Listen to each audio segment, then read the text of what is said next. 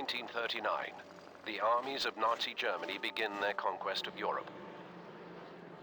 First of all is Poland, then Denmark, Norway, France, Belgium, Luxembourg, and the Netherlands.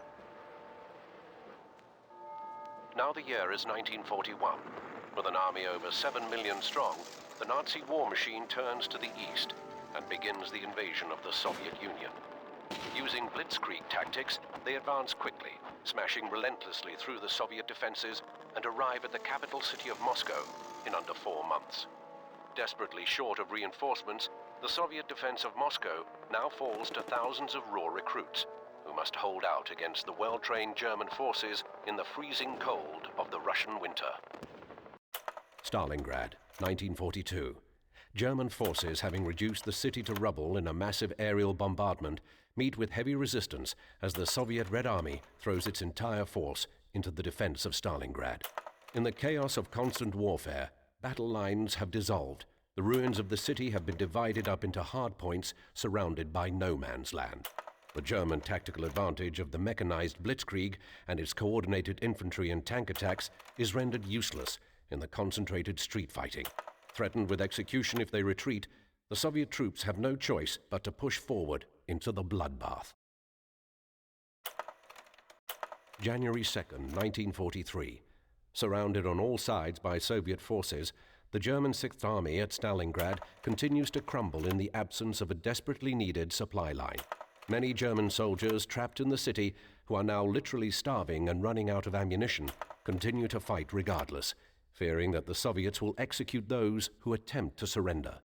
The fighting amongst the firebombed ruins of the city intensifies, as thousands of Soviet infantry continue to retake Stalingrad one block at a time.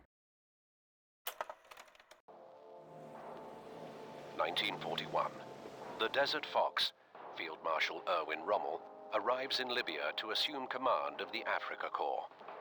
Within a few months, Rommel, the rising star of the German army, recaptures the territory taken by the British Commonwealth forces prior to his arrival.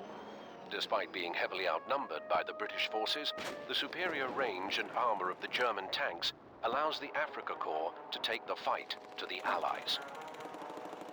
By July of 1942, the Desert Fox and his unstoppable Afrika Korps, in a series of classic blitzkrieg attacks, pushes the British forces eastward across the deserts of Libya and into Egypt.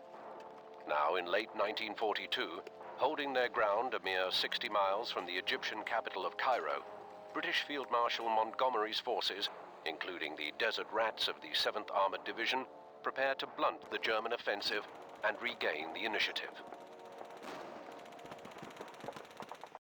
Libya, 1943.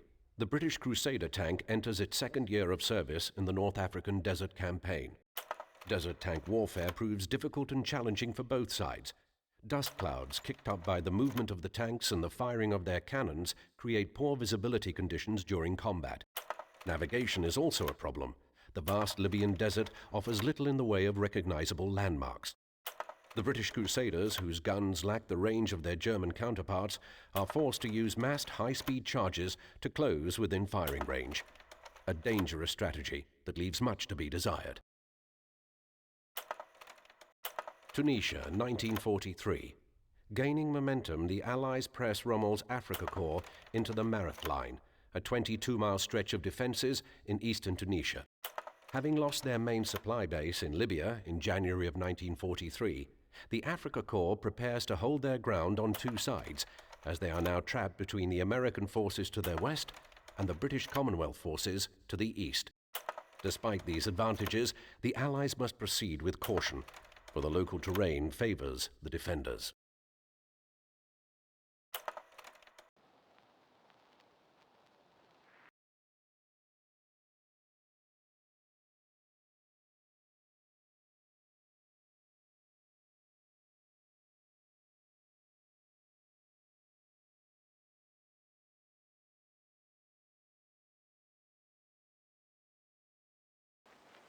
In company with our brave allies and brothers in arms on other fronts, you will bring about the destruction of the German war machine, the elimination of Nazi tyranny over the oppressed peoples of Europe, and security for ourselves in a free world.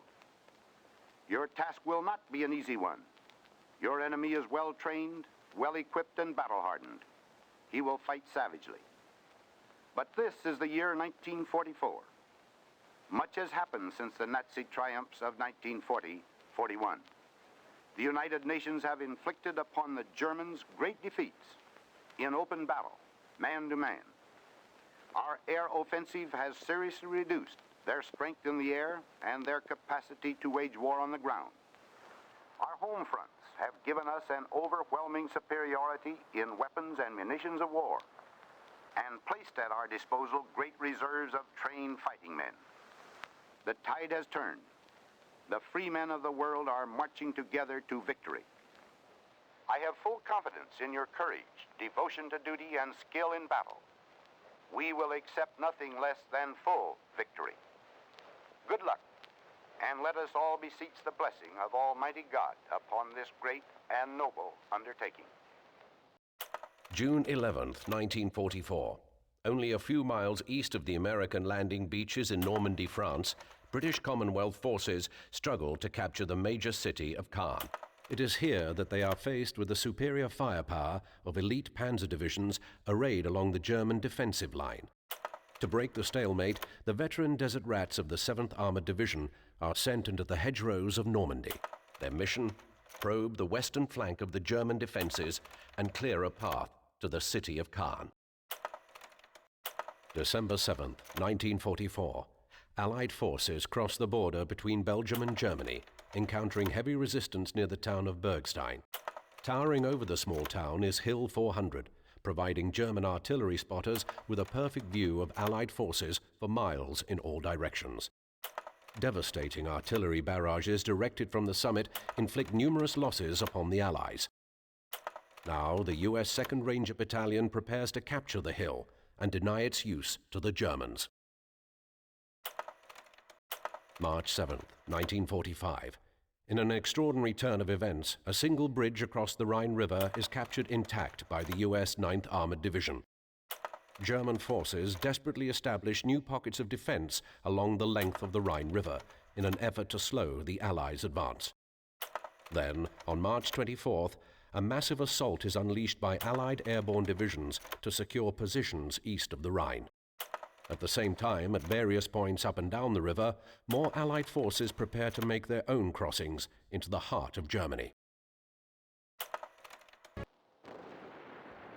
April 16th, 1945. The Soviet Red Army commences its attack on Berlin, the capital city of Nazi Germany. 500,000 soldiers and civilians alike perish in a terrible battle that lasts for nearly 3 weeks. As the Allied forces converge on Berlin from both east and west, the Nazi leadership begins to crumble under the weight of imminent defeat. On the 8th of May, 1945, the German armed forces surrender unconditionally to the Allies. At a cost of 50 million deaths, the war in Europe is finally over. Throughout the Allied nations, Victory in Europe Day is officially celebrated, marking the defeat of Nazi Germany and the fall of the Third Reich.